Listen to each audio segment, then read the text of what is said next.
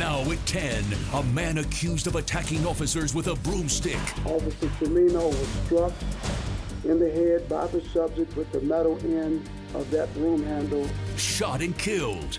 Tonight, a police force speaking out. The subject did not comply with the verbal commands and continued to be combative. Defending their decision.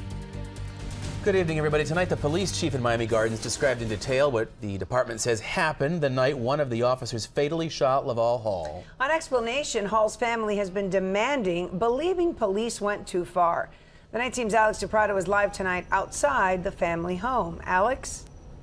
Well, Bucky's, the chief told us in a news conference he believes both officers acted appropriately.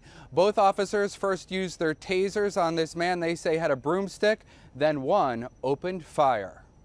Lord have mercy, my baby! My baby! Laval Hall's mother breaks down upon visiting the spot where her 25-year-old son was shot and killed by a Miami Gardens police officer. It was early Sunday when Mrs. Hall called 911 because her son became violent. The officers were advised that the male had fled the residence and was on foot in the area. The caller further stated that the individual had mental health issues.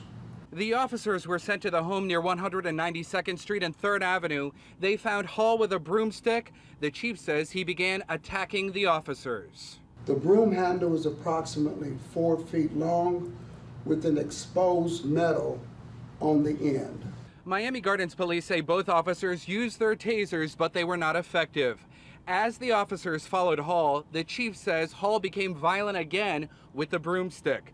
That's when Officer Eddie Tremino opened fire. Officer Tremino then fired multiple shots, a total of 5, towards Mr. Hall, striking him on 2 occasions. Hall died. The family has hired an attorney.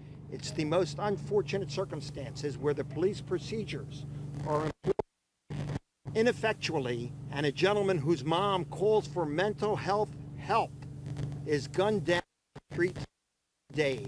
The chief says he stands by his officers. Based upon the facts that I have them, I think that the officers did the best that they could, confronted with the circumstances that they were encountered with. The case will be turned over to the state attorney, who will ultimately decide if the law was followed. Justice, that's all I want.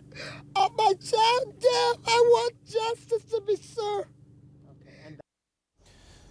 Officer Tremino also shot and killed a man back in 2013 who was firing at police.